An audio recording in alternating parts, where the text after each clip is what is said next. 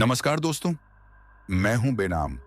और सच कहूं तो कई बार इंसान अपनी रोजमर्रा की जिंदगी में इतना उलझा रहता है कि उसे यह एहसास ही नहीं होता कि उसके चारों तरफ फैली यह प्रकृति अपने भीतर कितने डरावने और रहस्यमय सच छुपाए बैठी है।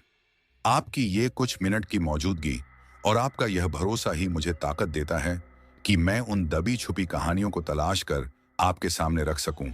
और आज की कहानी भी कुछ ऐसी ही है, जहां खूबसूरती और खौफ एक दूसरे में ऐसे घुले हुए हैं कि फर्क कर पाना मुश्किल हो जाता है।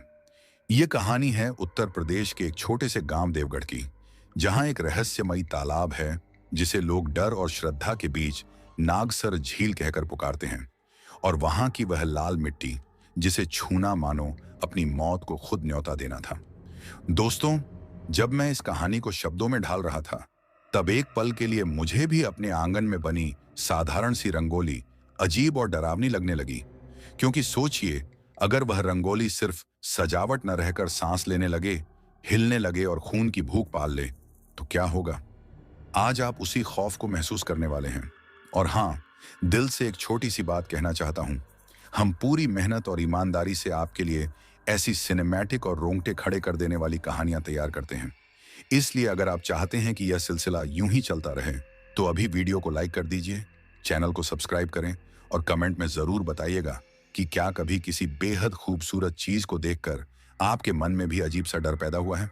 अब अपने कमरे की लाइट बंद कर लीजिए, एक गहरी सांस लीजिए और ईयरफोन कानों में कसकर लगा लीजिए, क्योंकि आगे जो आप सुनने वाले हैं वह सिर्फ एक कहानी नहीं, बल्कि एक ऐसे प्राचीन श्राप की दास्तान है जो आज भी जिंदा है। बिना देर किए अपने दिल को थोड़ा मजबूत कीजिए और चलिए चलते हैं देवगढ़ की ओर। देवगढ़ दिखने में किसी शांत और सुंदर तस्वीर जैसा गांव था। चारों तरफ फैली हरियाली, कच्चे पक्के रास्ते, रास्तों के किनारे छोटे छोटे पानी से भरे गड्ढे, आम और नीम के झूमते पेड़ और सुबह होते ही पक्षियों की आवाजों से गूंजता माहौल, सब कुछ इतना सुकून भरा कि कोई भी पहली नजर में इसे स्वर्ग का टुकड़ा कह दे। लेकिन जैसे ही नजर गांव की उत्तर दिशा की तरफ जाती, दिल बिना वजह भारी होने लगता।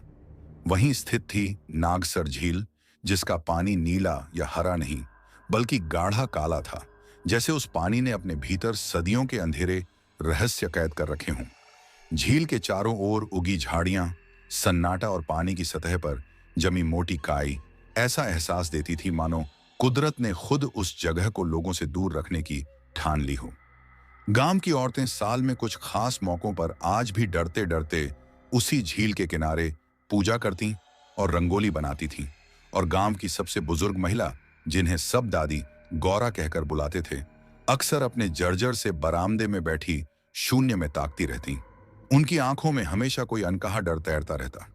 कई बार उन्होंने कांपती उंगलियों से झील की दिशा में इशारा करते हुए बुदबुदाया था कि वह सिर्फ पानी का तालाब नहीं है, उसके नीचे नागिन का 7 तहों वाला साम्राज्य है और उसकी भूख कभी खत्म नहीं होती। लेकिन नई पीढ़ी इन बातों को बूढ़ी दादी की कहानियां समझकर हंसी में उड़ा देती थी। लड़के लड़कियां उस झील को मस्ती की जगह मानते थे। गर्मी में छलांग लगाते, तैरते और शाम को वहीं बैठकर हंसी मजाक करते। उन्हें इस बात का जरा भी अंदाजा नहीं था कि खतरा धीरे धीरे जाग रहा है। उस साल सावन कुछ अलग ही रंग लेकर आया। पहली बारिश के साथ ही हवा में मिट्टी की खुशबू की जगह एक अजीब सी भारी गंध फैलने लगी, जो सांसों में अटकती थी। और सबसे डरावनी बात यह कि झील के उत्तरी किनारे की जमीन, जहां पहले सिर्फ कांटेदार झाड़ियां और जंगली जानवरों के बिल थे, वहां की मिट्टी का रंग बदल चुका था। वह मिट्टी अब गाढ़ी सुर्ख लाल हो चुकी थी, बिल्कुल ऐसे जैसे किसी ने वहां ताजा खून उड़ेल दिया हो। देवगढ़ में 5 सहेलियां बहुत मशहूर थीं: राधा, पिंकी, चंपा, सोनाली और सबसे समझदार मानी जाने वाली काव्या, जिनकी रंगोलियां पूरे गांव में सबसे सुंदर मानी जाती थीं। एक दोपहर राधा अपने घर के बाहर बैठी थी कि पिंकी हांफती हुई वहां पहुंची और उत्तेजना में बोली कि झील के पास ऐसी लाल मिट्टी मिली है जिससे बनी रंगोली पूरे आंगन को जैसे जिंदा कर देगी। बात फैलते देर न लगी और थोड़ी ही देर में 5 सहेलियां उस वीरान किनारे पर पहुंच गईं, जहां सचमुच मिट्टी का रंग देखकर आंखें चौंधिया गईं। वह मिट्टी न सिर्फ देखने में अजीब थी, बल्कि छूने पर ठंडी और चिकनी लग रही थी, जैसे किसी में जान हो। राधा ने मुट्ठी भर मिट्टी उठाकर खुशी से कहा कि इससे बनी रंगोली तो कमाल कर देगी। और पिंकी, चंपा व सोनाली बिना सोचे समझे अपने पल्लू भरने लगी। लेकिन काव्या कुछ कदम पीछे खड़ी रही। उसके चेहरे पर खुशी नहीं बल्कि डर साफ दिख रहा था। उसने धीमी आवाज में कहा कि इस मिट्टी से उसे अजीब सी सिहरन हो रही है, जैसे यह मिट्टी नहीं कोई और चीज हो। लेकिन राधा हंस पड़ी और काव्या की बात को वहम कहकर टाल दिया। और वहीं से उस लाल मिट्टी के साथ शुरू हुई एक ऐसी दास्तान जिसने देवगढ़ की खूबसूरती को हमेशा के लिए खौफ में बदल दिया। रंग नया है और जगह सुनसान, इसलिए तुझे अजीब लग रहा होगा। ले, थोड़ी सी रख ले। देखना, जब इससे बनी रंगोली देखेगी तो सारा डर अपने आप खत्म हो जाएगा। सहेलियों की जिद और बार बार समझाने पर काव्या ने बेमन से थोड़ी सी लाल मिट्टी अपने पल्लू में बांध तो ली, लेकिन उसके दिल की धड़कन फिर भी सामान्य नहीं हुई। उसके मन में एक अनजाना डर घर कर गया था कि वह अपने घर सिर्फ मिट्टी नहीं बल्कि कोई बड़ी मुसीबत लेकर लौट रही है। नाग पंचमी से ठीक एक रात पहले का समय था। पूरा देवगढ़ गहरी नींद में डूबा हुआ था, लेकिन उन पांचों सहेलियों के घरों में एक अजीब सी हलचल थी। हर साल की तरह इस बार आटे की सफेदी या चावल के घोल से रंगोली नहीं बन रही थी, बल्कि उस रहस्यमयी लाल मिट्टी का इस्तेमाल किया जा रहा था। आंगन में उभरती आकृतियां सामान्य नहीं लग रही थीं। जब चांदनी रात की हल्की रोशनी उन लाल रंगोलियों पर पड़ी तो नजारा जितना सुंदर था उतना ही डरावना भी। लाल रंग अंधेरे में कुछ ज्यादा ही गहरा और रहस्यमयी चमक रहा था। ऐसा लग रहा था मानो वे रंगोलियां बेजान लकीरें नहीं बल्कि जमीन पर फैली कोई जीवित चीज हो जो सांस ले रही हो। रात गहराती चली गई और उस लाल मिट्टी का असर भी धीरे धीरे सामने आने लगा। पांचों सहेलियों के घरों में बनी रंगोलियां अब सिर्फ सजावट नहीं लग रही थीं। राधा के आंगन में बना विशाल कमल चांदनी में अजीब तरह से चमक रहा था। ध्यान से देखने पर ऐसा लगता मानो उसकी पंखुड़ियां हवा से नहीं बल्कि अपने आप हिल रही हों। उधर पिंकी के बरामदे में बनी बेलें और लताएं दीवार से बाहर निकलकर रेंगने को तैयार जान पड़ती थीं। चंपा के तुलसी चौरे के पास बना स्वास्तिक जैसे अंदर ही अंदर सुलग रहा था। उसके कोनों से लपटों जैसा आभास हो रहा था। सोनाली के दरवाजे पर बनी मछलियों की आंखें अंधेरे में जुगनुओं की तरह चमक रही थीं। और काव्या के कमरे के कोने में बनी छोटी सी तितली, जिसके पंख इतने गहरे लाल थे मानो उन्हें अभी अभी ताजे खून में डुबोया गया हो। रात का तीसरा पहर था। पूरा गांव सन्नाटे में डूबा हुआ था और दूर कहीं झींगुरों की आवाज गूंज रही थी। राधा अपने बिस्तर पर करवटें बदल रही थी। उसकी आंखों से नींद पूरी तरह गायब हो चुकी थी। एक अजीब सी बेचैनी उसे चैन नहीं लेने दे रही थी।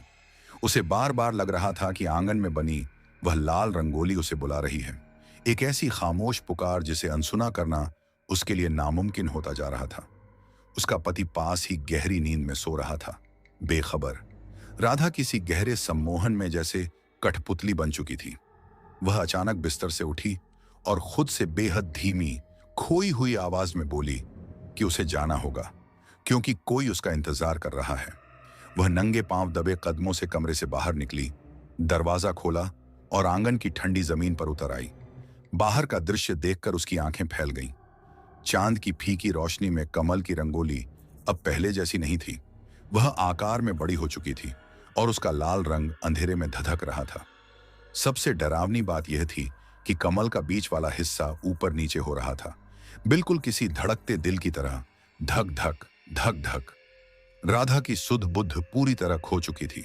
वह मंत्र मुग्ध सी उस खूनी आकृति की ओर खींचती चली गई। जैसे ही वह पास पहुंची, उसने उसे छूने की कोशिश नहीं की, बल्कि सीधे उस पर पैर रख दिया।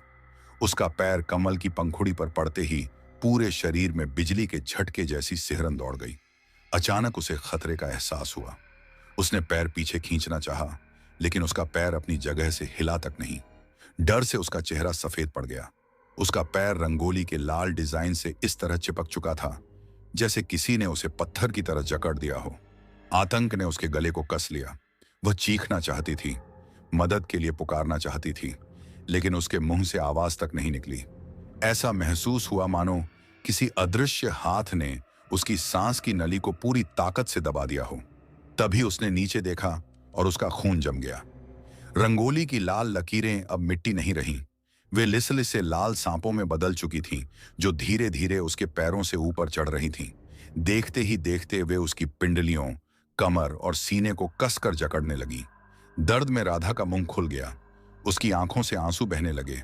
उसे महसूस हुआ कि जमीन के नीचे से हजारों नुकीले कांटे उसकी त्वचा को चीरते हुए मांस में ढंस रहे हैं और झर की तरह उसकी नसों में फैल रहे हैं। दर्द इतना भयानक था कि उसका शरीर अकड़ने लगा, लेकिन वह उस मौत के जाल में इस कदर फंसी थी कि हिल भी नहीं पा रही थी। उसे लगा कि वह लाल रंगोली कोई चित्र नहीं, बल्कि एक प्यासा राक्षस है जो उसके शरीर से बूंद बूंद कर खून और प्राण शक्ति खींच रहा है। उसकी आंखों के सामने घना अंधेरा छा गया। बस एक जानलेवा ठंडक उसके शरीर में उतरती चली गई, बिल्कुल मौत जैसी ठंडी। उसके शरीर ने आखिरी बार मछली की तरह तड़पते हुए कुछ तेज झटके खाए, नसें तन गईं और फिर अचानक सब कुछ शांत हो गया। एक भयानक सन्नाटा। अगली सुबह जब सूरज की पहली किरण देवगढ़ पर पड़ी तो पक्षियों की आवाजों की जगह एक दिल दहला देने वाली चीख गूंज उठी। राधा के पति की आवाज थी। वह घबराया हुआ आंगन की तरफ दौड़ा, लेकिन जैसे ही उसका पैर देहरी के पार पड़ा, वह पत्थर की मूरत बन गया। सामने का नजारा रूह कंपा देने वाला था। उस खूनी लाल कमल के ठीक बीचों बीच राधा की लाश पड़ी थी। उसकी आंखें फटी हुई थीं, जैसे उसने आखिरी पल में खुद मौत को देख लिया हो। उसका शरीर इंसान जैसा नहीं लग रहा था। वह पूरी तरह सफेद और सूखा पड़ चुका था, जैसे किसी ने उसे निचोड़कर खून की एक एक बूंद निकाल ली हो। सबसे खौफनाक बात यह थी कि रंगोली जमीन पर नहीं थी, वह राधा की चमड़ी के भीतर समा चुकी थी। उसके पूरे शरीर पर वही लाल लकीरें और कमल का डिजाइन उभरा हुआ था, मानो किसी ने गर्म सलाखों से गोदकर उसे उसके शरीर पर उतार दिया हो। और वह रंगोली यहीं नहीं रुकी थी, वह उसके शरीर पर और फैलती जा रही थी। कुछ ही देर में लोगों की भीड़ जमा हो गई। पूरे देवगढ़ में कोहराम मच गया। भीड़ को चीरते हुए दादी गौरा देवी लाठी टेकती हुई आगे आईं। लाश देखते ही उन्होंने माथा पीट लिया और कांपती आवाज में चीख पड़ी कि उन्होंने पहले ही चेताया था, लेकिन किसी ने उनकी बात नहीं मानी। उन्होंने कहा कि यह कोई साधारण मिट्टी नहीं थी, बल्कि उस काल सर्प का श्राप थी, नागसर झील के नीचे रहने वाली नागिन के दिल का जमा हुआ खून। गांव के मुखिया भी बदहवास पहुंचे। ऐसी अजीब और डरावनी मौत किसी ने पहले कभी नहीं देखी थी। खबर मिलते ही पिंकी, चंपा, सोनाली और काव्या भी वहां आ गईं। अपनी जिगरी दोस्त की हालत देखकर उनके पैरों तले जमीन खिसक गई। वे चारों मूर्ति बनकर खड़ी रह गईं। उनके दिमाग में बस एक ही सवाल गूंज रहा था कि वही खूनी रंगोली तो उनके आंगन में भी सजी है, और अगला नंबर किसका है। श्मशान की आग बुझ गई, लेकिन देवगढ़ की हवा में घुली दहशत की आग और भड़क उठी। रात का दूसरा पहर था। सन्नाटा इतना गहरा था कि दिल की धड़कन तक सुनाई दे। काव्या अपने कमरे में अकेली बैठी थी। उसकी नजर कमरे के कोने में बनी उस छोटी सी लाल तितली पर जमी थी, और उसके दिल को यह एहसास धीरे धीरे और पक्का होता जा रहा था। इसलिए सपने में भी वही सब दिखाई दे रहा है। अब सो जा, कुछ नहीं होगा, नरेश ने करवट बदलते हुए ऊब भरी आवाज में कहा। लेकिन पिंकी का मन किसी आने वाली अनहोनी की आहट साफ सुन रहा था। उसे बार बार यही लग रहा था कि बरामदे में बनी बेलों वाली रंगोली उसे देख रही है। सिर्फ देख ही नहीं रही, बल्कि जैसे आंखें गड़ाए उसे बुला रही हों। आधी रात कब की बीत चुकी थी। अचानक पिंकी ने घबराकर नरेश के कंधे को जोर से हिला दिया।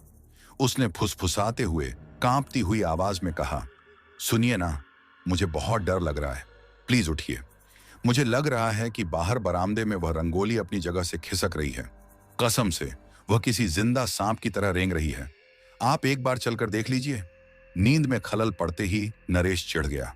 उसने झुंझलाकर गुस्से में जवाब दिया, पिंकी, फिर वही बात, क्या पागल हो गई है? बेकार की बातें मत कर। भगवान का नाम ले और चुपचाप सो जा, सुबह देखा जाएगा। पिंकी चुप हो गई, लेकिन उसकी बेचैनी और बढ़ गई। अब उसके लिए लेटे रहना भी मुश्किल हो रहा था।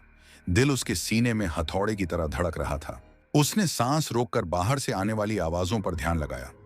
क्या यह सच में उसका वहम था? नहीं, बरामदे से हल्की हल्की आवाज आ रही थी, सर्राम सर्रम, जैसे सूखे पत्तों पर कोई भारी चीज घिसटती चली जा रही हो। चूहा होता तो कुतरने या फुदकने की आवाज होती। यह आवाज तो लगातार थी, ठंडी और रोंगटे खड़े कर देने वाली। पिंकी डर के मारे चादर में सिमट गई। उसका पूरा शरीर पसीने से भीग चुका था। सुबह होने में अभी काफी वक्त बाकी था। तभी अचानक नरेश की आंख खुल गई। कमरे में कोई अजीब सी आवाज गूंज रही थी, घुटी हुई, दर्द भरी कराह। ऊं, ऊं, जैसे किसी का गला पूरी ताकत से दबा हो और वह आखिरी सांस लेने के लिए तड़प रहा हो। नरेश का दिल जोर से धड़का। उसने बगल में हाथ बढ़ाया और घबराकर पुकारा, पिंकी, पिंकी, क्या हुआ? तू कुछ बोल क्यों नहीं रही? कोई जवाब नहीं आया, सिर्फ वही डरावनी कराह और सन्नाटा। नरेश हड़बड़ाकर उठ बैठा। उसके हाथ कांप रहे थे। उसने टटोल कर माचिस ढूंढी और कई कोशिशों के बाद दिया जलाया। जैसे ही कमरे में पीली रोशनी फैली, उसकी नजर बिस्तर पर पड़ी और उसका खून सूख गया। बिस्तर खाली था। पिंकी वहां नहीं थी। पिंकी, अरे ओ पिंकी, कहाँ है तू? उसकी चीख डर और घबराहट से कांप रही थी। सामने कमरे का दरवाजा आधा खुला था और बाहर का अंधेरा अंदर झांक रहा था। नरेश झटके में बिस्तर से उतरा और नंगे पैर ही दौड़ता हुआ बाहर बरामदे में पहुंच गया। लेकिन जैसे ही उसने बाहर कदम रखा, उसका पूरा शरीर सुन्न पड़ गया। सामने जो दृश्य था, उसे देखकर ऐसा लगा जैसे किसी ने पल भर में उसके शरीर से सारा खून निकाल लिया हो। उसके पैर जमीन में गड़ गए। बरामदे के फर्श पर बनी वह बेलों वाली रंगोली, जिसे पिंकी ने बड़े प्यार से सजाया था, अब जमीन पर नहीं थी। वह कोई साधारण चित्र नहीं रही थी, वह एक भयानक जाल में बदल चुकी थी। वे बेलें अब मासूम नहीं थीं, वे अजगर जैसी मोटी, काली और डरावनी हो चुकी थीं और पूरे बरामदे में इस तरह फैल गई थीं जैसे किसी दानवी मकड़ी ने अपना खूनी जाल बुन दिया हो। और उस जाल के ठीक बीचों बीच पिंकी का शरीर हवा में लटका हुआ था। रंगोली की वे मोटी लताएं उसके हाथ, पैर, गला और छाती को बेरहमी से जकड़े हुए थीं। उसे जमीन से कई फीट ऊपर टांग दिया गया था। पिंकी की हालत देखकर किसी की भी रूह कांप जाए। उसकी आंखें बाहर को उभरी हुई थीं, फटी हुई और लाल। उसके मुंह से झाग और खून मिली लार बहकर गर्दन तक आ रही थी। उसका शरीर बीच बीच में मछली की तरह तड़पता, दर्द से धनुष की तरह मुड़ता और फिर ढीला पड़ जाता। नरेश बदहवास हो गया। वह रोते हुए पूरी ताकत से चिल्लाया, पिंकी, नहीं, पिंकी। वह पागलों की तरह आगे बढ़ा, लेकिन जैसे ही उसने दूसरा कदम रखा, रंगोली की किसी अदृश्य जड़ ने उसके पैर को जकड़ लिया। एक जोरदार झटके के साथ वह मुंह के बल गिर पड़ा। जमीन पर पड़े पड़े उसने जो देखा, उससे उसकी सांसें अटक गईं। उन लताओं पर अचानक हजारों नुकीले कांटे उग आए थे। वे आरी की तरह पिंकी की चमड़ी को चीरते हुए उसके मांस में ढंस रहे थे। हर घाव से ताजा खून फूट रहा था, लेकिन वह खून जमीन पर नहीं गिर रहा था। वे लताएं उस खून को पी रही थीं, जैसे सदियों से भूखा कोई राक्षस। जैसे जैसे खून खींचता गया, लताओं का लाल रंग और गाढ़ा और चमकदार होता चला गया। पिंकी का शरीर पहले पीला पड़ा, फिर नीला और फिर धीरे धीरे काला होने लगा। तभी सन्नाटे को चीरती हुई एक भयानक आवाज गूंजी, कड़कड़, हड्डियों के टूटने की सूखी आवाज। नरेश ने दहशत में अपने कान बंद कर लिए। वह सिसकते हुए जमीन पर सिर पटक कर गिड़गिड़ाया, बस करो, भगवान के लिए बस करो। वह जान गया था कि यह आवाज पिंकी की हड्डियों के टूटने की है। रंगोली की जकड़न उसके शरीर को अंदर से चकनाचूर कर रही थी। पिंकी ने आखिरी बार मुंह खोला। शायद वह चीखना चाहती थी, शायद अपने पति को पुकारना चाहती थी, लेकिन आवाज गले में ही दम तोड़ गई। बस एक घड़घड़ाहट निकली, जैसे डूबते इंसान की आखिरी सांस। उसके शरीर ने एक आखिरी झटका लिया और फिर सब शांत हो गया। उसका सिर एक तरफ लुढ़क गया और वह हमेशा के लिए उस खूनी जाल में झूलती रह गई। सूरज की पहली किरण अभी ठीक से निकली भी नहीं थी कि देवगढ़ के कुछ लोगों ने एक दर्दनाक कराह सुनी। यह नरेश था, जो बरामदे में बैठा बेसुध रो रहा था। अनहोनी की आशंका से लोग उसके घर की तरफ दौड़े, लेकिन वहां पहुंचते ही सबके कदम ठिठक गए। सामने पिंकी की बेजान देह अब भी उस शैतानी रंगोली के जाल में हवा में झूल रही थी। मौत के समय उसके चेहरे पर उभरा दर्द और दहशत इतनी भयानक थी कि उसका मासूम चेहरा पहचान में ही नहीं आ रहा था। वह शरीर अब इंसानी शरीर जैसा नहीं लग रहा था, जैसे किसी ने उसकी रग रग से जान निचोड़ ली हो। पूरा शरीर सूखकर कांटों की तरह कठोर हो चुका था। पीली पड़ चुकी चमड़ी के नीचे पसलियां और हड्डियां साफ दिखाई दे रही थीं। लेकिन सबसे डरावनी बात यह थी कि वह रंगोली अब पहले से कहीं ज्यादा जिंदा और खतरनाक नजर आ रही थी। जिन लताओं ने कभी पिंकी को जकड़ रखा था, वे अब साधारण सूखी रेखाएं नहीं रहीं। वे मोटी, मांसल और गहरे सुर्ख लाल रंग की हो चुकी थीं। उनकी नोक से एक गाढ़ा, चिपचिपा लाल तरल बूंद बूंद टपक रहा था, जो देखने में बिल्कुल ताजे खून जैसा लग रहा था। लेकिन असली खौफ तब सामने आया जब लोगों ने देखा कि पिंकी अब उस रंगोली से अलग नहीं थी। उसकी लाश से ही रंगोली की नई नई पतली शाखाएं फूट रही थीं। उसकी नाक, कान, खुले मुंह और यहां तक कि आंखों के खाली गड्ढों से भी लाल जड़ें बाहर निकल रही थीं। वे जड़ें रेंगती हुई बरामदे की दीवारों और छत तक फैलती जा रही थीं। ऐसा प्रतीत हो रहा था मानो पिंकी इंसान नहीं रही, बल्कि खुद उस भयानक रंगोली का हिस्सा बन चुकी हो। तभी भीड़ को चीरते हुए राधा, सोनाली और काव्या बदहवास हालत में वहां पहुंची। अपनी जिगरी सहेली की ऐसी हालत देखकर उनके गले से आवाज तक नहीं निकली। राधा की आंखें डर से फैल गईं। उसने कांपती हुई आवाज में चीखते हुए कहा, पिंकी! और अगले ही पल उसकी आंखों के आगे अंधेरा छा गया। वह लड़खड़ाकर जमीन पर गिर पड़ी। सोनाली और काव्या ने किसी तरह उसे संभाला। सोनाली रोते हुए बोली, हे भगवान, ये हमारे साथ क्या हो रहा है? काव्या का पूरा शरीर थरथरा रहा था। वह कभी पिंकी की सूखी लाश को देखती और कभी चमकती हुई लाल रंगोली को। उन तीनों ने कभी कल्पना भी नहीं की थी कि मौत इतनी डरावनी और फिर भी इतनी भयावह सुंदरता के साथ सामने आ सकती है। अचानक भीड़ के बीच लाठी की ठक ठक गूंज उठी। लोग अपने आप पीछे हटते चले गए, जैसे किसी अदृश्य शक्ति ने रास्ता बना दिया हो। दादी गौरा देवी धीरे धीरे आगे बढ़ रही थी। उनकी बूढ़ी धंसी हुई आंखों से आंसू बहते हुए झुर्रियों भरे गालों पर गिर रहे थे। उन्होंने पिंकी की लाश पर एक नजर डाली और तुरंत आंखें फेर लीं, मानो उनसे वह दृश्य देखा ही न जा रहा हो। उन्होंने अपनी लाठी को जोर से जमीन पर पटका और कांपती हुई भारी आवाज में बोली, मैंने तुम्हें पहले ही चेताया था, लेकिन तुम लोगों ने मेरी एक न सुनी। जिसे तुम साधारण सजावट की मिट्टी समझकर लाई थी, वह मिट्टी नहीं थी, वह कालनागिन का जर है। उसने अपने गाढ़े खून से इस रंगोली को जिंदा किया है। अब पूरे देवगढ़ पर उसका श्राप उतर चुका है। गांव वाले सन्न रह गए। दादी गौरा देवी ने भर्राई हुई आवाज में आगे कहा, वह नागिन अपनी खोई मणि का बदला लिए बिना शांत नहीं होगी। उसकी भूख जाग चुकी है। अब वह एक एक करके सबकी जान सोखेगी। यह सुनते ही देवगढ़ के मुखिया प्रताप सिंह का चेहरा पीला पड़ गया। डर के बावजूद उन्होंने खुद को संभाला और ऊंची आवाज में बोले, नहीं, हम हाथ पर हाथ रखकर नहीं बैठ सकते। मैं अभी पास के इलाके से तांत्रिक रुद्रनाथ को बुलवाता हूं। उन्होंने पहले भी बड़ी बड़ी विपदाओं से लोगों को बचाया है। गांव में अफरा तफरी मच गई। लोग तांत्रिक के आने की उम्मीद में फुसफुसाने लगे, लेकिन भीड़ के एक कोने में खड़ी काव्या का दिल अब भी बेकाबू धड़क रहा था। उसने सोनाली का कंधा पकड़कर धीमी आवाज में कहा, क्या सच में तांत्रिक हमें बचा पाएंगे? मुझे नहीं लगता ये बला इतनी आसानी से जाने वाली है। सोनाली ने कोई जवाब नहीं दिया। उसकी नजरें अपने घर की तरफ जमी थीं, जहां आंगन में दो मछलियों वाली रंगोली बनी हुई थी। उसे साफ महसूस हो रहा था कि वे मछलियां पहले से बड़ी हो चुकी हैं। उनकी आंखें अब बेजान नहीं थीं, बल्कि अंधेरे में भी अंगारों की तरह चमक रही थीं।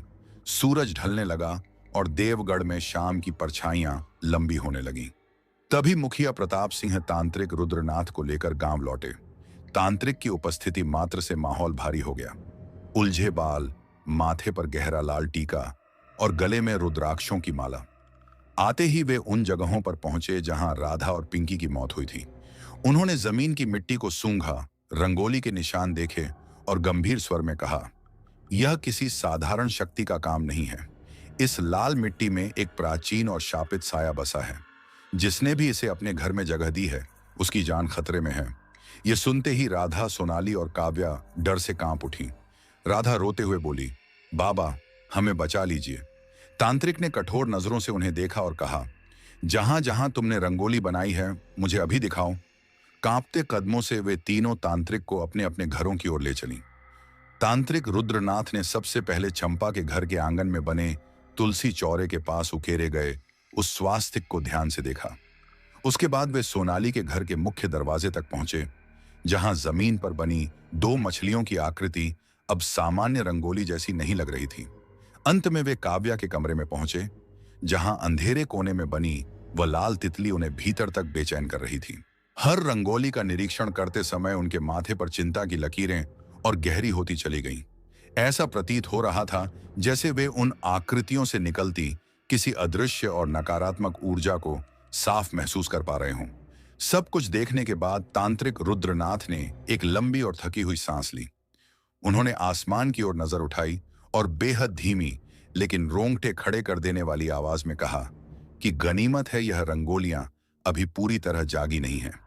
इनकी असली विनाशकारी शक्ति अभी बाहर नहीं आई है, लेकिन इनके भीतर बुराई का बीज बहुत तेजी से पनप रहा है। इसके बाद उन्होंने सभी की ओर देखा और ऐसी बात कह दी जिससे वहां मौजूद हर इंसान का खून जम गया। रुद्रनाथ ने गंभीर स्वर में चेतावनी दी कि आज अमावस की रात है, यानी सबसे काली और खतरनाक रात। आज ही वह शैतानी शक्ति अपनी पूरी ताकत के साथ हमला करेगी।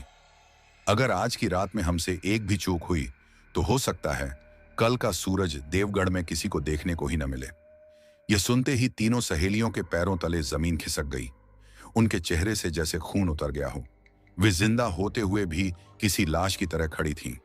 काव्या का सिर चकराने लगा और वह गिरने ही वाली थी कि पास खड़ी सोनाली ने तुरंत आगे बढ़कर उसे अपनी बाहों में थाम लिया। पूरे माहौल में मौत जैसा सन्नाटा फैल गया। तांत्रिक रुद्रनाथ ने उनकी हालत देखी, लेकिन उनके चेहरे पर दया नहीं बल्कि कठोर गंभीरता थी। उन्होंने भारी और गूंजती हुई आवाज में स्थिति स्पष्ट की। उन्होंने कहा कि घबराने से कुछ हासिल नहीं होगा। वे भी हार्ड मांस के इंसान हैं। कोई भगवान नहीं कि एक ही समय पर 3 जगह मौजूद रह सकें। इसलिए आज की रात उन्हें तुम तीनों में से किसी एक के घर रुककर ही तंत्र साधना और हवन करना होगा। एक पल रुककर उन्होंने तीनों के चेहरों को ध्यान से देखा और फिर आगे बोले कि बाकी दोनों घरों को वे अपने मंत्रों से कील देंगे। वहां एक ऐसा अभेद्य सुरक्षा घेरा बना देंगे जिसे कोई भी बुरी शक्ति पार नहीं कर सकेगी। लेकिन उन्होंने सख्त चेतावनी देते हुए कहा कि चाहे कुछ भी हो जाए, उस घेरे से 1 इंच भी बाहर कदम नहीं रखना। अगर घेरा टूटा तो वे भी कुछ नहीं कर पाएंगे। इसके बाद उनकी नजरें भीड़ में सहमी खड़ी काव्या पर टिक गईं। उनकी आंखों में एक अजीब सी चमक उभर आई। उन्होंने काव्या की आंखों में झांकते हुए कहा कि उसके कमरे की रंगोली सबसे अलग और सबसे ज्यादा खतरनाक है। देखने में वह एक मासूम और रंगीन तितली जैसी लगती है, लेकिन उनकी छठी इंद्री बता रही है कि वह तितली नहीं है। उसमें किसी बहुत पुरानी, चालाक और खूंखार शक्ति की मौजूदगी है। इसी वजह से आज रात वे काव्या के घर ही रुकेंगे। रुद्रनाथ ने थोड़ा झुककर काव्या के कंधे पर हाथ रखा और चुनौती भरे स्वर में पूछा कि क्या उसमें इतनी हिम्मत है कि वह उनके साथ उस काली शक्ति का सामना कर सके, या फिर डर के मारे टूट जाएगी। काव्या का गला सूख चुका था और दिल बेकाबू होकर धड़क रहा था। कांपते होंठों से उसने हकलाते हुए जवाब दिया कि अगर बाबा उसके साथ हैं तो वह इस डर का सामना करेगी।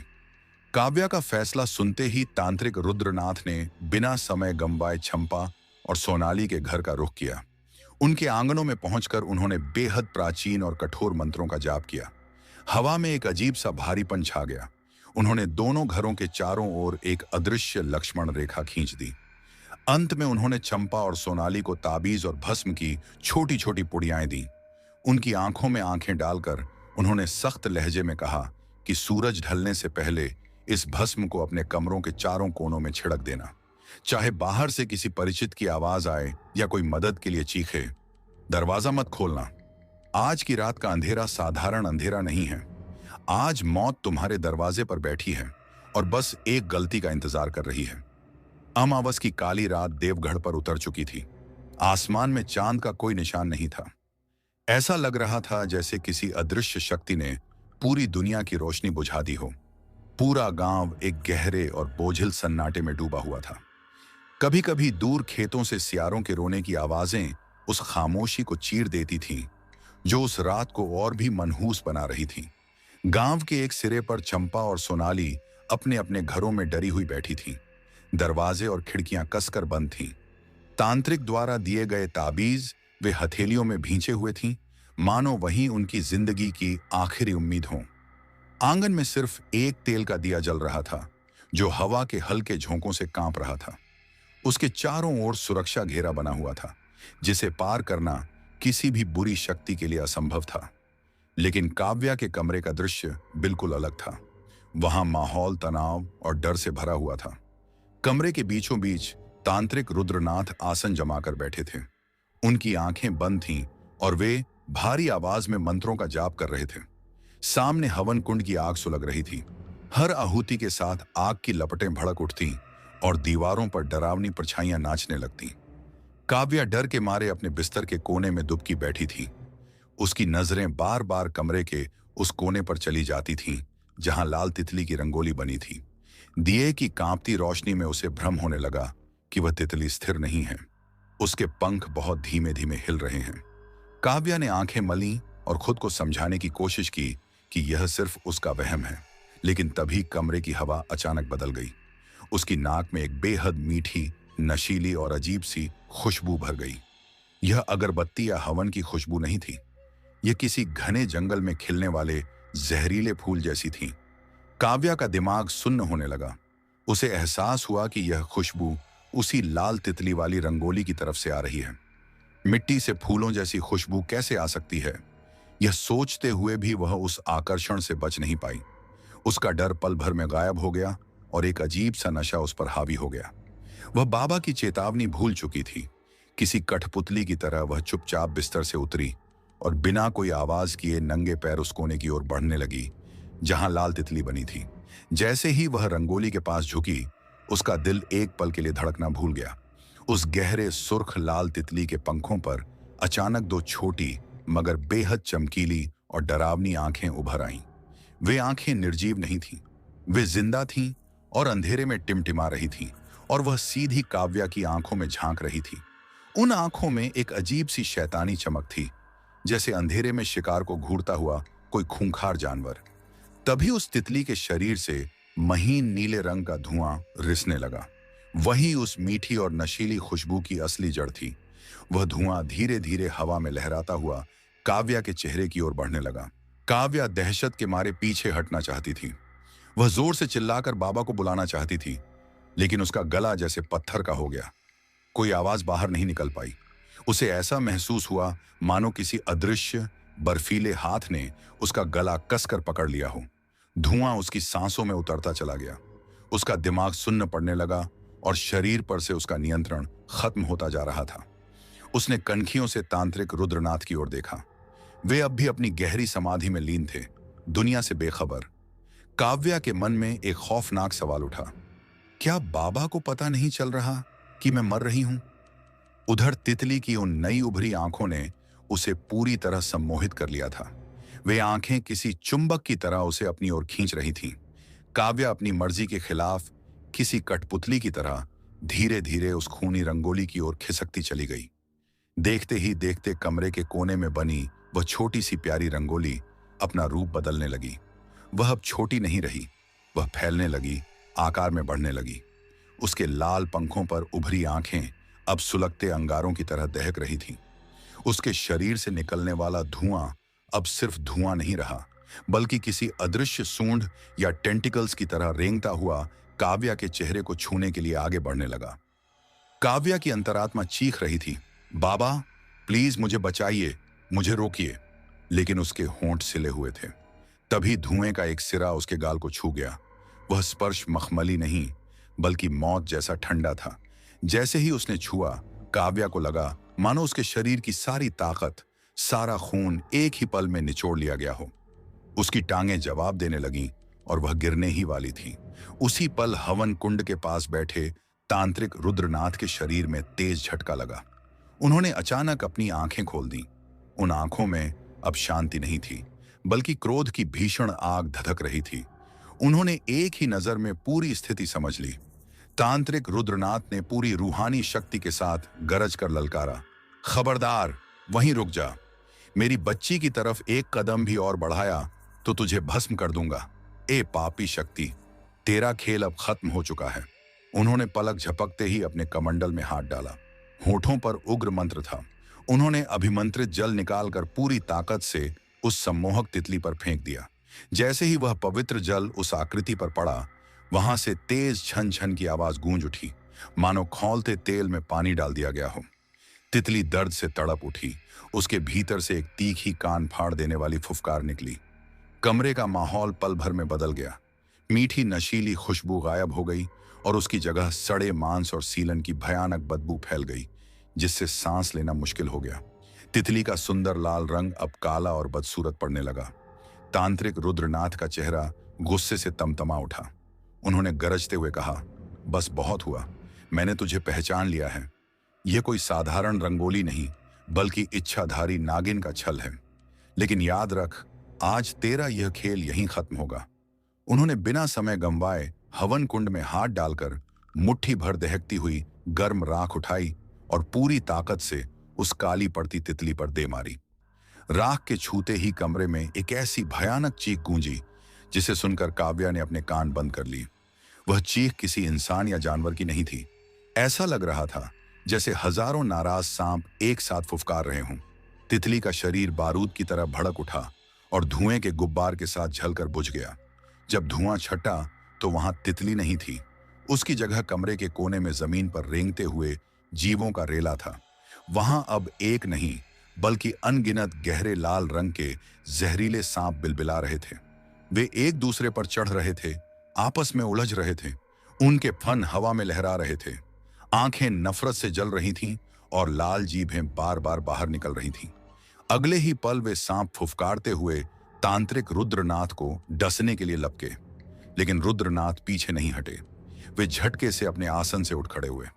काव्या की पलक झपकते ही बाबा के हाथ में एक विशाल त्रिशूल प्रकट हो गया। वह कैसे आया, ये कोई नहीं जान पाया। अब वे साधारण इंसान नहीं बल्कि साक्षात महाकाल का रूप धारण कर चुके थे। उसी समय जब तांत्रिक रुद्रनाथ काव्या को बचाने के लिए उस काली शक्ति से जूझ रहे थे, देवगढ़ के दूसरे छोर पर चंपा के घर में एक अलग ही दहशत फैल चुकी थी। अमावस का अंधेरा इतना घना था कि हाथ को हाथ सूझ नहीं रहा था। चंपा घर के कोने में दुबकी बैठी थी। उसकी मुट्ठी में तांत्रिक बाबा का दिया हुआ ताबीज था, जिसे उसने इतनी जोर से पकड़ रखा था कि हथेली पसीने से भीग चुकी थी। उसका पति महेश खिड़की के पास खड़ा होकर डरते डरते बाहर के सन्नाटे को टटोलने की कोशिश कर रहा था। शुरुआत में सब कुछ शांत था, लेकिन आधी रात बीतते ही माहौल बदल गया। तुलसी के चबूतरे से, जहां चंपा ने स्वास्तिक की रंगोली बनाई थी, एक रोंगटे खड़े कर देने वाली आवाज आने लगी। ऐसा लग रहा था मानो कोई भारी पत्थर दूसरे पत्थर पर बेरहमी से घिसा जा रहा हो। महेश चौंक गया। उसके माथे पर पसीना छलक आया। उसने घबराई हुई आवाज में फुसफुसाकर कहा, चंपा, ये आवाज सुन रही हो? ऐसा लग रहा है तुलसी के चबूतरे से आ रही है। हिम्मत जुटाकर उसने दरवाजे की दरार से बाहर झांका और जो देखा उसे उसका खून पानी हो गया। जमीन पर बना लाल स्वास्तिक अब स्थिर नहीं था। वह बेकाबू लट्टू की तरह जमीन पर गोल गोल घूम रहा था। उसकी गति इतनी तेज थी कि आसपास की जमीन थरथरा रही थी। महेश ने दहशत में पीछे हटते हुए चिल्लाया, चंपा, बाहर मत आना। अनर्थ हो गया। वह स्वास्तिक घूम रहा है। देखते ही देखते उसकी रफ्तार इतनी बढ़ गई कि वह अब निशान नहीं बल्कि आग का दहकता लाल गोला बन चुका था। तभी एक जोरदार खटाक की आवाज हुई। अब केंद्र बल से उसकी चारों मुड़ी हुई भुजाएं टूटकर अलग हो गईं। वे अब मिट्टी की लकीरें नहीं थीं, बल्कि धारदार चमकते हुए लाल हंसियां बन चुकी थीं। वे हवा में मंडराने लगीं जैसे शिकार ढूंढ रही हों। अगले ही पल वे सनसनाती हुई घर की ओर लपकीं। महेश ने हताशा में चिल्लाते हुए चंपा को धक्का दिया और बोला, भाग चंपा, यहां से भाग जा। लेकिन बहुत देर हो चुकी थी। हवा को चीरता हुआ एक लाल हंसिया खपरेल तोड़ते हुए नीचे आ गिरा। निशाना बिल्कुल सटीक था। वह सीधा महेश के कंधे में धंसा, मांस को चीरता हुआ हड्डी तक पहुंच गया। खून का गर्म फव्वारा फूट पड़ा। महेश के मुंह से एक दर्दनाक चीख निकली और वह धड़ाम से जमीन पर गिर पड़ा। अपने सामने पति की यह हालत देखकर चंपा की रूह कांप गई। उसकी आंखों के आगे अंधेरा छाने लगा और उसे लगा कि वह अभी बेहोश होकर गिर जाएगी। जान बचाने के लिए वह बदहवास हालत में पिछली खिड़की की ओर भागी। उसके कदम लड़खड़ा रहे थे और सांसें बेकाबू हो चुकी थीं। तभी अचानक हवा में तैरता हुआ एक और हंसिया बिजली की रफ्तार से सामने आ गया और उसका रास्ता रोक लिया। वह हंसिया हवा में ही उसकी आंखों के बिल्कुल सामने रुक गया, मानो उसे डराने के लिए जानबूझकर ठहर गया हो। चंपा वहीं जड़ हो गई। उसका पूरा शरीर कांप रहा था। डर के मारे उसने अपने दोनों हाथों से चेहरा ढक लिया। वह रोते हुए गिड़गिड़ाने लगी और चीख कर बोली, नहीं, मुझे मत मारो, भगवान के लिए मुझे छोड़ दो, मैंने कुछ भी गलत नहीं किया है। लेकिन उस खूनी हथियार पर उसकी चीखों और दुआओं का कोई असर नहीं हुआ। एक पल के लिए वह हंसिया हवा में पीछे हटा, जैसे पूरी ताकत से वार करने के लिए खुद को तान रहा हो। अगले ही पल वह सन्न की आवाज के साथ आगे बढ़ा और चंपा के गाल की कोमल चमड़ी को चीरता हुआ निकल गया। गहरा घाव बन गया। चंपा की एक लंबी, दिल दहला देने वाली चीख के साथ रात का सन्नाटा टूट गया। उसके बाद वहां सिर्फ मौत जैसी खामोशी फैल गई। उधर काव्या के कमरे में जिंदगी और मौत के बीच भयानक जंग चल रही थी। तांत्रिक रुद्रनाथ का भारी त्रिशूल हवा को चीरता हुआ इधर उधर घूम रहा था। उनके वार एकदम अचूक थे। जैसे ही त्रिशूल की नोक किसी लाल सांप को छूती, वह तड़प कर काले धुएं में बदल जाता और पल भर में हवा में घुल जाता। लेकिन मुसीबत यह थी कि यह सिलसिला खत्म होने का नाम ही नहीं ले रहा था। जितने सांप मरते, उससे दोगुने नए सांप कमरे के उस शापित कोने से निकल आते जहां तितली वाली रंगोली बनी हुई थी। रुद्रनाथ की सांसें फूलने लगी थीं। माथे से पसीना बहकर उनकी आंखों में जा रहा था। अब उन्हें साफ समझ आ गया था कि सिर्फ हथियारों से इस मायावी शक्ति को हराना नामुमकिन है। उन्होंने पीछे मुड़कर हांफते हुए ऊंची आवाज में कहा, काव्या, सुन, तेरे घर में मिट्टी का तेल है? काव्या डर से थर थर कांप रही थी। उसने सिर हिलाते हुए कहा, जी बाबा, है। रुद्रनाथ ने कठोर स्वर में आदेश दिया। तो खड़ी क्या है? भाग कर जा और पूरा कनस्तर उठा ला, एक बूंद भी मत छोड़ना। काव्या गिरते पड़ते रसोई की ओर भागी और मिट्टी के तेल का डिब्बा उठा लाई। तांत्रिक के इशारे पर उसने कांपते हाथों से डिब्बा टेढ़ा किया और बिलबिलाते सांपों के ढेर तथा रंगोली वाली जगह पर तेल उड़ेलना शुरू कर दिया। तेल गिरते ही पूरा कमरा उसकी तीखी और तेज बदबू से भर गया, जिससे सांपों की सड़ांध कुछ कम हो गई। अब आखिरी वार का वक्त आ चुका था। रुद्रनाथ ने हवन कुंड से एक जलती हुई लकड़ी उठाई। उनकी आंखों में अंगारों जैसी चमक थी। उन्होंने वह जलती लकड़ी काव्या की ओर बढ़ाते हुए गंभीर आवाज में कहा, ले बेटी, आग लगा दे। डरने का समय निकल चुका है। यही हमारा आखिरी मौका है। अगर अब चूके तो आज की रात हम में से कोई भी जिंदा नहीं बचेगा। जला दे। काव्या ने एक पल के लिए आंखें बंद की, अपने इष्ट देव का नाम लिया और सारी हिम्मत जुटाकर वह जलती लकड़ी मिट्टी के तेल से भीगी उस खौफनाक रंगोली पर दे मारी। भक, एक जोरदार आवाज के साथ आग का भयानक गुब्बार उठा। लपटें इतनी ऊंची थीं कि मानो कमरे की छत को चाट जाएंगी। वह दृश्य रोंगटे खड़े कर देने वाला था। आग की भीषण गर्मी में वे लाल सांप पागलों की तरह तड़पने लगे। तभी कमरे में एक ऐसी मिलीजुली, रूह कंपा देने वाली चीख गूंजी जिसने कानों के पर्दे फाड़ दिए। वह चीख सिर्फ दर्द की नहीं थी, बल्कि एक बुरी शक्ति की हार और उसके गुस्से की भी थी। कुछ देर तक आग धूं धूं करती रही और फिर धीरे धीरे शांत होने लगी। जब धुआं कुछ हद तक छंटा तो काव्या ने देखा कि कोने में बनी रंगोली का नामो निशान मिट चुका था। न तितली बची थी, न सांप। वहां सिर्फ ढेर सारी काली राख पड़ी थी। तभी खिड़की से चांद की एक पतली सी किरण अंदर आई और उस काले ढेर पर पड़ी। राख के बीचों बीच कुछ चमक रहा था। रुद्रनाथ थके हुए कदमों से आगे बढ़े और उस चीज को उठाया। उन्होंने उसे हथेली पर रखा और फूंक मारकर राख हटा दी। वह एक पुराना पत्थर का लॉकेट था जो सदियों पुराना लग रहा था। उसकी नक्काशी लगभग मिट चुकी थी, लेकिन ध्यान से देखने पर उसके बीच में सांप की आकृति साफ नजर आ रही थी। काव्या ने घबराई हुई आवाज में पूछा, बाबा, यह क्या है? रुद्रनाथ के चेहरे पर जीत की खुशी नहीं थी, बल्कि गहरी चिंता थी। उन्होंने भारी और रहस्यमयी स्वर में कहा, शायद यही वह चीज है जिसे पाने के लिए वह शक्ति बौखलाई हुई थी, नागिन की खोई हुई मणि का रहस्य। लेकिन बेटी, खुश मत हो। मेरा मन कह रहा है कि यह कहानी अभी खत्म नहीं हुई है। यह तो बस शुरुआत है।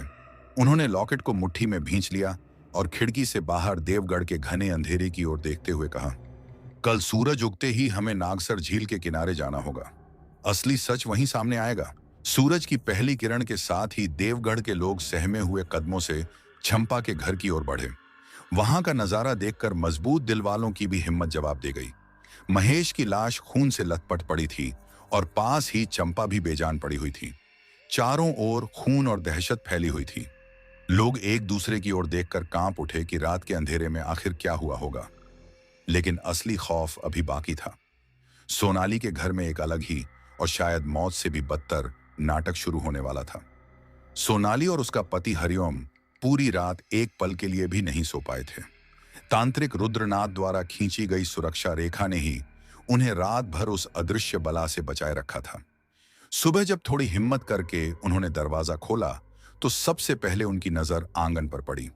वहां बनी दो मछलियों वाली रंगोली अब बेरंग हो चुकी थी।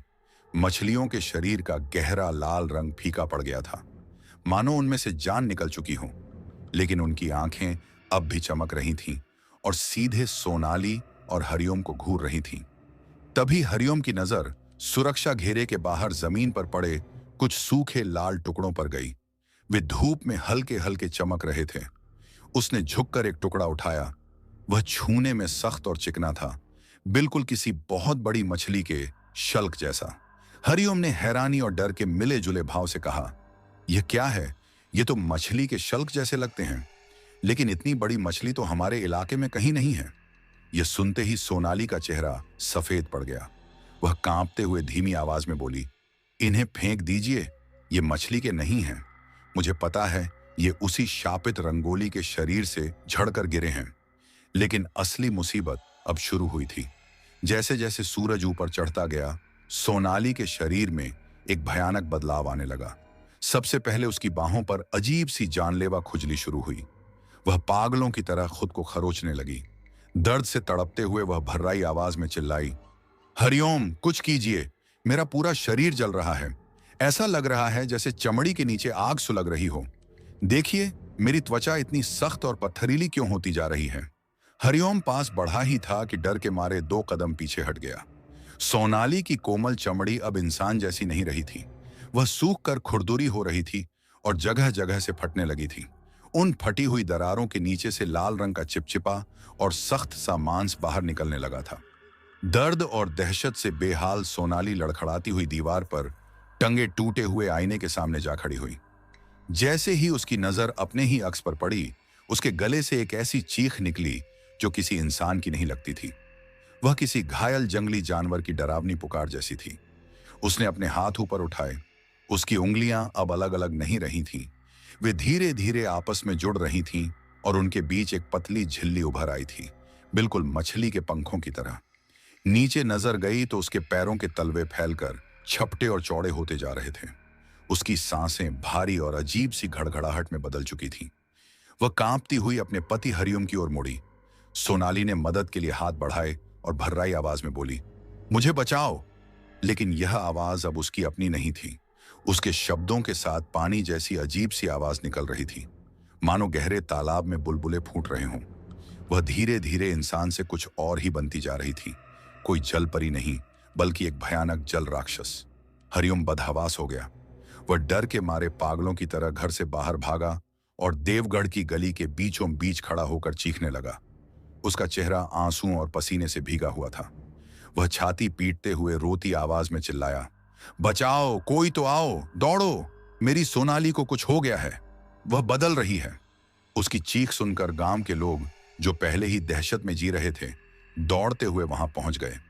सभी ने मिलकर सोनाली के कमरे का दरवाजा खोलने की कोशिश की, लेकिन दरवाजा अंदर से इस कदर जाम था जैसे किसी ने उसे भारी लोहे की चट्टान से अटका दिया हो। अंदर से जो आवाजें आ रही थीं, वे रूह कंपा देने वाली थीं। सूखे कमरे में पानी के जोर से छलकने की छप छप की आवाजें गूंज रही थीं और साथ ही किसी के कराहने की ऐसी ध्वनियां आ रही थीं जो न पूरी तरह इंसान की थीं, न किसी जानवर की। 4-5 मजबूत आदमी एकजुट होकर दरवाजे पर टूट पड़े। किसी ने चिल्लाकर दहाड़ लगाई। अगले ही पल एक जोरदार कड़ाक की आवाज हुई। कुंडी टूट गई और दरवाजा धड़ाम से खुल गया। लेकिन अंदर कदम रखते ही सबके पैर जैसे जमीन में गड़ गए। सामने जो दृश्य था, उसने सबका खून जमा दिया। कमरे के फर्श पर जगह जगह पानी और कीचड़ जैसा लिसलिसा पदार्थ फैला हुआ था। ठीक उसके बीचों बीच एक विशालकाय लाल रंग की मछली तड़प रही थी। नहीं, उसे सिर्फ मछली कहना गलत था। वह एक भयानक और विभत्स जीव था। उसकी लंबाई लगभग एक इंसान जितनी थी। उसकी पीठ पर आरी जैसे नुकीले धारदार कांटे उगाए थे। उसका मुंह चौड़ा होकर जबड़े जैसा बन चुका था, जिसके भीतर सुई जैसे पतले लेकिन जानलेवा दांत चमक रहे थे। उसका पूरा शरीर लाल शल्कों से ढका हुआ था, जो उसकी सांसों के साथ फूलते और पिचकते जा रहे थे। लेकिन सबसे डरावनी बात उसकी आंखें थीं। उस राक्षसी चेहरे पर वही आंखें थीं, बिल्कुल सोनाली की। उन्हीं आंखों में वही डर, वही बेबसी और वही मदद की पुकार कैद थी। वह अपनी ही बदली हुई देह में फंसी हुई थी। उस जीव के पेट के पास अभी भी सोनाली की साड़ी का एक फटा हुआ टुकड़ा खून और चिपचिपे द्रव के साथ चिपका हुआ था। यह बताने के लिए काफी था कि यह राक्षस कोई और नहीं बल्कि सोनाली ही है। मछली बनी सोनाली दर्द से तड़प रही थी। उसने अपने अजीब आकार के हाथ, जो अब आधे इंसानी हाथ और आधे मछली के पंख बन चुके थे, बड़ी मुश्किल से उठाए और कांपते हुए दीवार पर बनी उस मछलियों वाली रंगोली की ओर इशारा किया। वह रंगोली अब दीवार पर किसी खुले जीवित घाव की तरह गहरे लाल रंग में चमक रही थी। भीड़ में खड़े गांव के मुखिया प्रताप सिंह ने हिम्मत जुटाई। वे यह जानना चाहते थे कि यह जीव कितना खतरनाक है। उन्होंने डरते हुए अपनी लाठी आगे बढ़ाई और उस मछली जैसे शरीर को छुआ। जैसे ही लाठी उसके शरीर से टकराई, उस जीव की फितरत पल भर में बदल गई। मछली बनी सोनाली ने भयानक फुफकार भरी, अपना जबड़ा पूरा खोल दिया और बिजली की तेजी से लाठी पर झपट पड़ी। खटाक! एक ही झटके में उसने मजबूत बांस की लाठी को गन्ने की तरह चबा डाला। दांतों की उस ताकत को देखकर भीड़ में भगदड़ मच गई। अब वह सिर्फ एक पीड़ित औरत नहीं रही थी, वह एक खतरनाक शिकारी बन चुकी थी। उधर तांत्रिक रुद्रनाथ और काव्या जब तक नागसर झील के किनारे पहुंचे, सुबह की हल्की धुंध और झील का काला पानी पूरे माहौल को और भी रहस्यमय बना चुका था। काव्या की मुट्ठी में वह पुराना पत्थर का लॉकेट कसकर बंद था। जैसे ही उसने लॉकेट को झील के शांत पानी की ओर बढ़ाया, पानी में तेज हलचल शुरू हो गई। गोल गोल भंवर बनने लगे और देखते ही देखते झील का पानी तेजी से नीचे उतरने लगा, मानो किसी अदृश्य शक्ति ने उसे रास्ता छोड़ देने का आदेश दिया हो। पानी हटते ही झील के बीचों बीच गीली मिट्टी और काले कीचड़ का एक विशाल टीला उभर आया। उस सड़े हुए मलबे के बीच कुछ दबा हुआ था, जो धुंधली रोशनी में भी चमक रहा था। रुद्रनाथ ने किनारे पड़ा एक लंबा और मजबूत बांस उठाया और बेहद सावधानी से उस चमकती वस्तु को कीचड़ से खींचकर बाहर निकाला। वह पीतल का एक भारी संदूक था, जिसकी सतह पर वर्षों पुरानी काई और मिट्टी की मोटी परत जमी हुई थी। जैसे ही तांत्रिक ने संदूक का ढक्कन उठाया, काव्या की आंखें चमक से चौंधिया गईं। अंदर पुराने जमाने के बेशकीमती सोने के गहने, अशर्फियां और मोहरें भरी थीं, लेकिन उन सब के ऊपर रखा था सांप के फन के आकार का बना एक डरावना मुकुट। काव्या ने धीमे स्वर में कहा, बाबा, यह तो नागिन का खोया हुआ खजाना है। मतलब दादी गौरा देवी की वह कहानी सच थी। रुद्रनाथ का चेहरा और गंभीर हो गया। उन्होंने भारी आवाज में कहा, हाँ बेटी, वह कहानी नहीं थी, वह सच्चाई थी। यही वह शापित खजाना है जिसकी बद्दुआ ने पूरे देवगढ़ को तबाही की ओर धकेल दिया है। इतना कहते ही उन्होंने संदूक में हाथ डाला और वह मुकुट बाहर निकाल लिया। जैसे ही उनकी उंगलियां मुकुट से टकराईं, पूरे वातावरण में अजीब सी झंझनाहट फैल गई। उसी पल काव्या की हथेली में रखा पत्थर का लॉकेट तेज रोशनी से चमकने लगा। वह इतना गर्म हो गया जैसे सुलगता हुआ कोयला हो। काव्या दर्द से चीख पड़ी और लॉकेट को झटके से जमीन पर फेंक दिया, लेकिन वह शांत नहीं हुआ। वह किसी जिंदा चीज की तरह घूमने लगा और चक्कर खाते हुए सीधे मुकुट की दिशा में खड़ा हो गया। अगले ही पल लॉकेट में बने सांप की पत्थरीली आंखों से दो बारीक लाल किरणें निकलीं और हवा को चीरती हुई सीधे तांत्रिक के हाथ में पकड़े मुकुट से जा टकराईं। जैसे ही वह लाल रोशनी मुकुट से टकराई, मुकुट बुरी तरह कांप उठा। उस पर जमी सदियों पुरानी हरी काई पल भर में सूख कर झड़ने लगी और उसके भीतर से एक धुंधली लेकिन बेहद प्राचीन और रूह कंपा देने वाली चमक फूट पड़ी। ऐसा लग रहा था मानो बरसों से बिछड़े दो शापित टुकड़े आखिरकार एक दूसरे से मिल गए हों।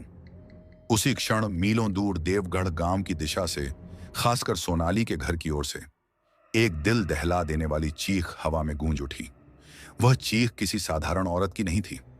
उसमें ऐसा महसूस हो रहा था जैसे नर्क की किसी अमानवीय शक्ति ने आखिरी जानलेवा वार किया हो। उस आवाज में इतना दर्द और गुस्सा भरा था कि नागसर झील का शांत पानी तक सिहर उठा। चीख का जर हवा में फैलते ही काव्या का दिल बैठ गया। उसे पहचानने में एक पल भी नहीं लगा कि यह आवाज किसकी है।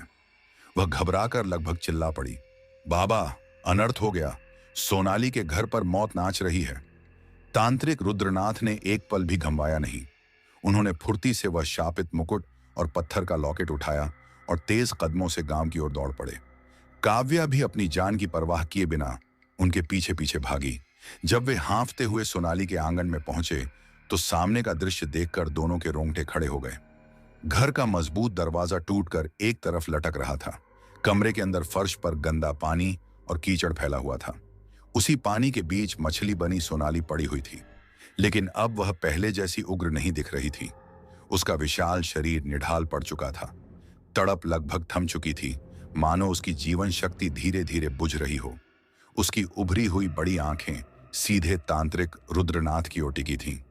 उन आंखों में अब शिकारी की क्रूरता नहीं, बल्कि जिंदा बचने की एक करुण और मूक गुहार थी। रुद्रनाथ की नजर दीवार पर गई। दो मछलियों वाली रंगोली की चमक अब फीकी पड़ चुकी थी। ऐसा प्रतीत हो रहा था जैसे वह रंगोली सोनाली के शरीर से बची खुची ऊर्जा खींचकर खुद भी मौत की खाई में समा रही हो। रुद्रनाथ समझ गए कि वक्त हाथों से रेत की तरह फिसल रहा है।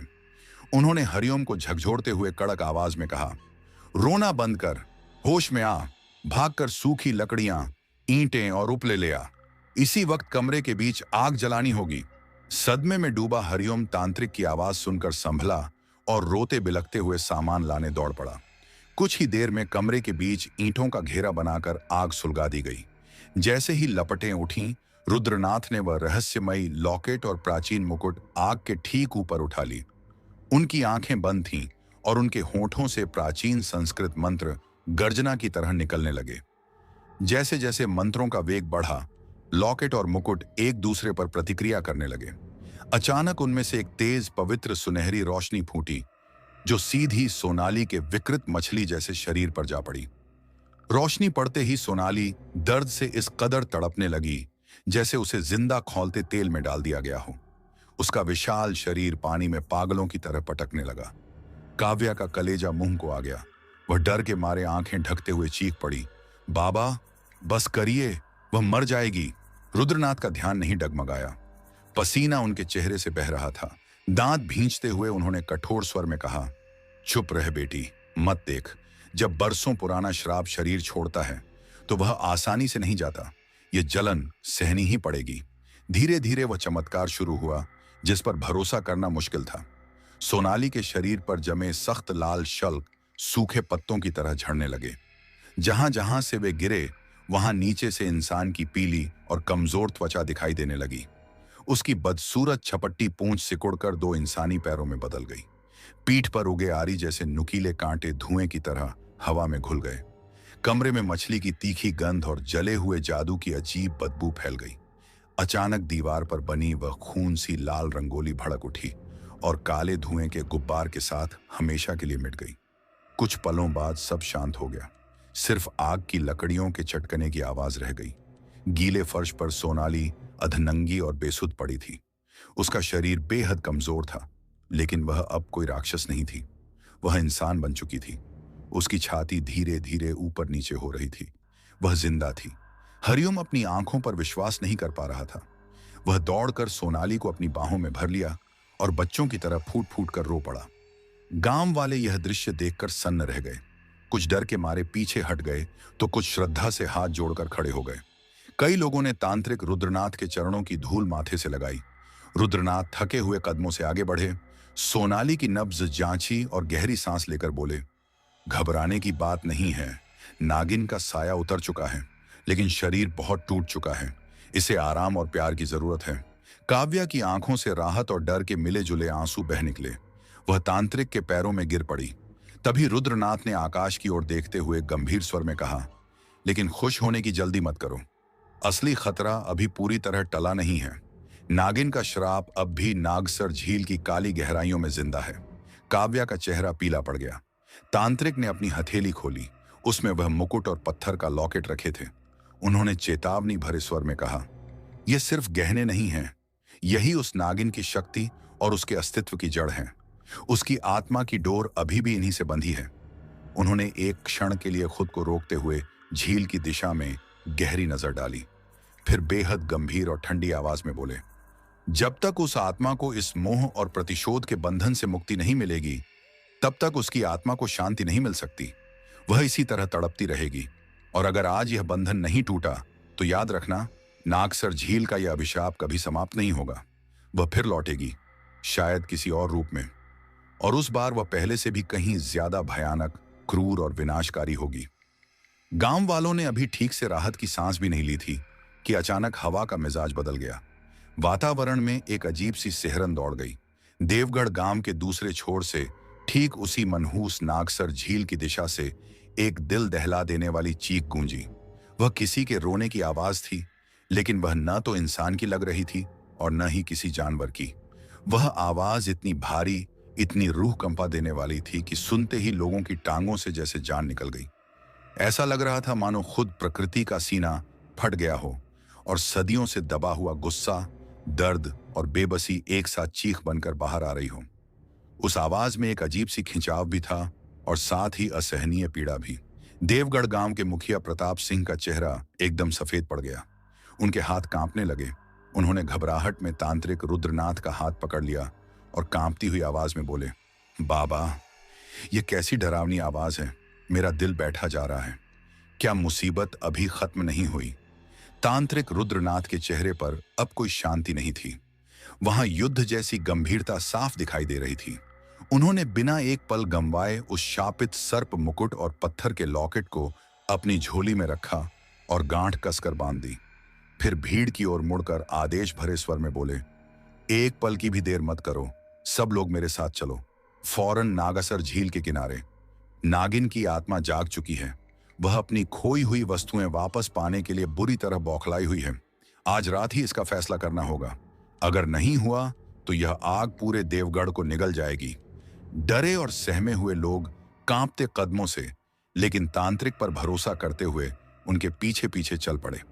काव्या भी अपनी तेज होती धड़कनों को संभालते हुए उसी भीड़ के साथ चल दी।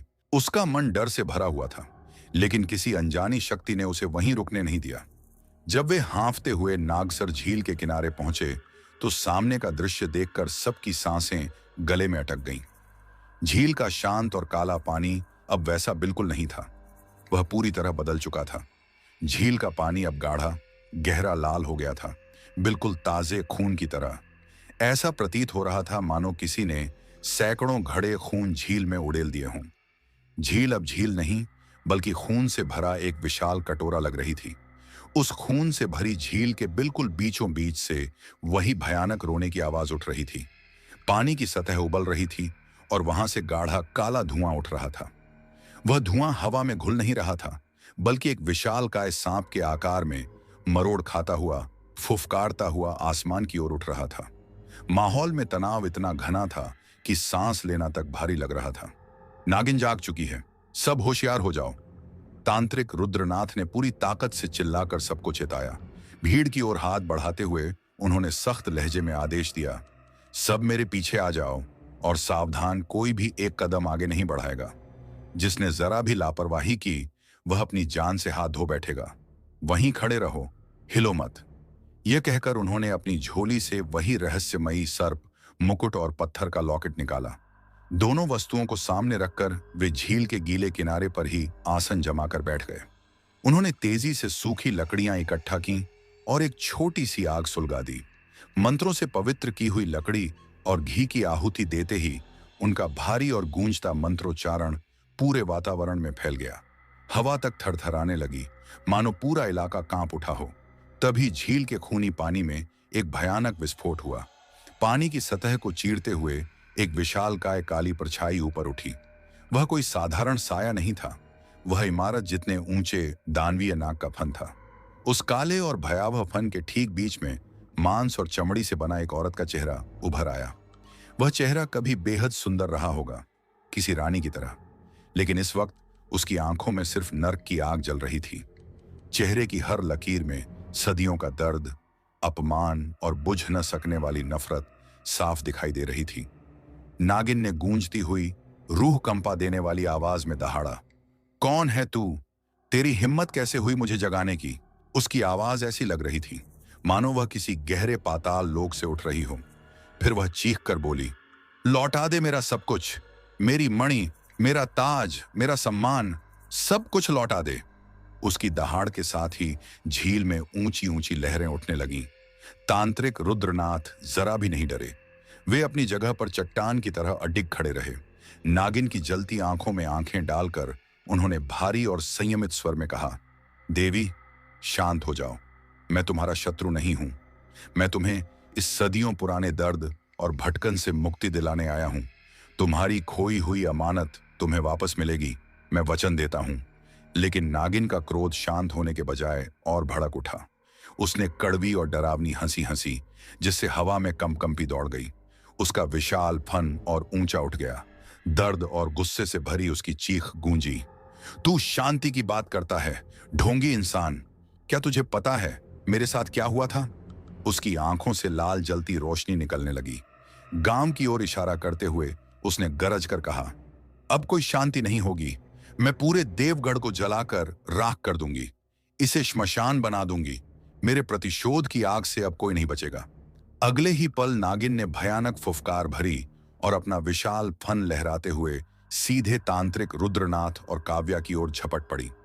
इन्हीं वस्तुओं की पवित्रता तुम्हें इस नर्क जैसी जिंदगी और सदियों एक पुराने श्राप से मुक्ति दिला सकती है। मैंने इन्हें अपने कठोर तप और मंत्रों से शुद्ध किया है और अब इन्हें तुम्हें लौटाने आया हूं। इन्हें स्वीकार करो देवी। अपने भीतर भरे गुस्से को त्याग दो। शांत हो जाओ। अब शांत हो जाओ। जैसे ही तांत्रिक रुद्रनाथ के मुंह से ये शब्द निकले, उनके हाथों में पकड़े लॉकेट और सर्प मुकुट से एक दिव्य तेजस्वी सुनहरी प्रकाश का पुंज फूट पड़ा।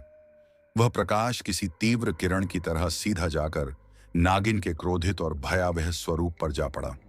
उस पवित्र रोशनी के स्पर्श मात्र से ही नागिन तड़प उठी। उसके गले से एक लंबी, दिल को चीर देने वाली चीख निकली, जो क्रोध से नहीं बल्कि असहनीय पीड़ा से भरी हुई थी। उसके विशाल शरीर से गाढ़ा काला धुआं तेजी से बाहर निकलने लगा। ऐसा प्रतीत हो रहा था मानो सदियों से उसके भीतर जमा बुराई, नफरत और काला जादू उस पवित्र प्रकाश की तपिश में जलकर नष्ट हो रहा हो। तड़पते हुए नागिन अविश्वास से चीख उठी, नहीं, यह नहीं हो सकता। यह कैसी जलन है? मुझे छोड़ दो। यह दृश्य देखकर तांत्रिक रुद्रनाथ ने अपने मंत्रों का स्वर और अधिक ऊंचा कर दिया। उन्होंने अपनी संपूर्ण आध्यात्मिक शक्ति एकत्र की और लॉकेट ऑफ मुकुट से निकल रही पवित्र रोशनी की धारा को पूरी ताकत के साथ नागिन की आत्मा की ओर मोड़ दिया। धीरे धीरे उस दिव्य सुनहरी रोशनी और शक्तिशाली मंत्रों का असर साफ दिखाई देने लगा।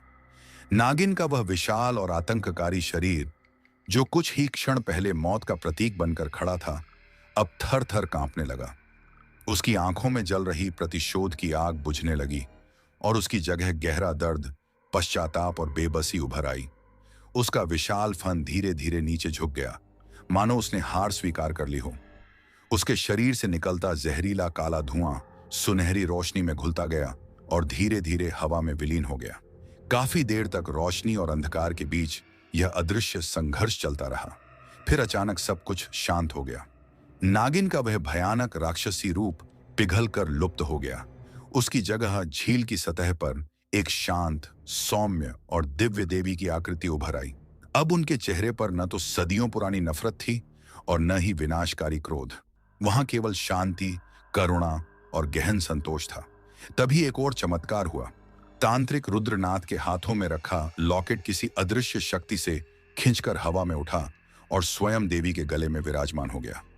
प्राचीन सर्प मुकुट भी तैरता हुआ उनके सिर पर सजा दिया गया। देवी ने तांत्रिक रुद्रनाथ और काव्या की ओर देखा। उनके होठों पर एक हल्की रूहानी मुस्कान थी। आभार से भरे मधुर स्वर में उन्होंने कहा, सदियों से मेरे हृदय में जो बदले की आग जल रही थी, वह आज शांत हो चुकी है। यह लॉकेट और मुकुट केवल आभूषण नहीं है। यह मेरी मां का आशीर्वाद और मेरी शक्ति का मूल स्रोत है। लेकिन क्रोध के अंधकार में मैं अपने ही अस्तित्व को भूल बैठी और एक श्राप बनकर जीती रही। तुम्हारे मंत्रों और इस पवित्र तप ने आज मेरी आत्मा को शुद्ध कर दिया है। अब उनकी आवाज पाताल की दहाड़ नहीं रही थी, बल्कि कानों में घुल जाने वाले अमृत जैसी मधुर हो चुकी थी। देवी ने हाथ उठाकर आशीर्वाद दिया और कहा, मैं देवगढ़ गांव से अपना श्राप वापस लेती हूं। आज से नागसर झील का जल फिर से पवित्र और जीवनदायी होगा। अब यहाँ के लोग बिना किसी भय के शांति से जीवन व्यतीत करेंगे। मेरी भटकती आत्मा को आज मोक्ष प्राप्त हो गया है। इतना कहकर देवी धीरे धीरे झील की अथाह गहराइयों में समाने लगी। जैसे जैसे वे पानी में विलीन होती गईं, झील का खूनी लाल रंग मिटता चला गया। पानी कांच की तरह साफ स्वच्छ और नीला होता गया। आसमान में छाए काले और मनहूस बादल छंटने लगे। बादलों को चीरकर सुनहरी धूप झील के किनारे फैल गई। हवा में फैली सड़ांध खत्म हो गई और मिट्टी की सौंधी खुशबू पूरे वातावरण में फैल गई। तांत्रिक रुद्रनाथ और काव्या ने एक गहरी राहत भरी सांस ली।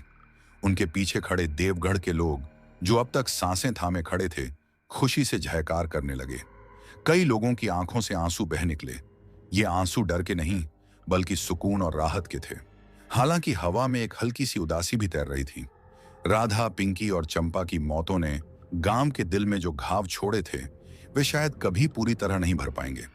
लेकिन यह संतोष जरूर था कि सोनाली बच गई और आने वाली पीढ़ियां अब सुरक्षित थीं। काव्या शांत, नीले पानी से चमकती नागसर झील को देर तक निहारती रही। उसके मन में एक ही विचार गूंज रहा था कि लालच और बदले की आग कैसे किसी को राक्षस बना देती है, और त्याग व प्रेम कैसे किसी भटकी हुई आत्मा को मुक्ति दिला सकते हैं। यह शांत झील अब हमेशा इस सच्चाई की गवाह बनी रहेगी। दोस्तों, आज की हमारी कहानी यहीं समाप्त होती है, लेकिन याद रखिए, हर कहानी अपने पीछे कोई ना कोई सीख, अनुभव और भावनाएं जरूर छोड़ जाती हैं। मुझे पूरी उम्मीद है कि यह कहानी आपको पसंद आई होगी और इसने आपके दिल को किसी न किसी रूप में छुआ होगा। अगर आप उन खास लोगों में से हैं जिन्होंने इस कहानी को अंत तक सुना है, तो नीचे कमेंट करके जरूर बताइए कि आपको यह कहानी कैसी लगी। आपकी राय न सिर्फ मुझे प्रेरणा देती है, बल्कि यह समझने में भी मदद करती है कि मैं अपनी आने वाली कहानियों को और बेहतर कैसे बना सकता हूं। आपने अपना कीमती समय देकर इस कहानी को सुना, इसके लिए मैं दिल से आपका आभार व्यक्त करता हूं। मैं बहुत जल्द एक और नई, रहस्यमयी और यादगार कहानी के साथ लौटूंगा। तब तक अपना और अपने अपनों का ख्याल रखें, सकारात्मक रहें और हर दिन को एक नई कहानी की तरह जी। आपका साथ ही हमारी सबसे बड़ी प्रेरणा है।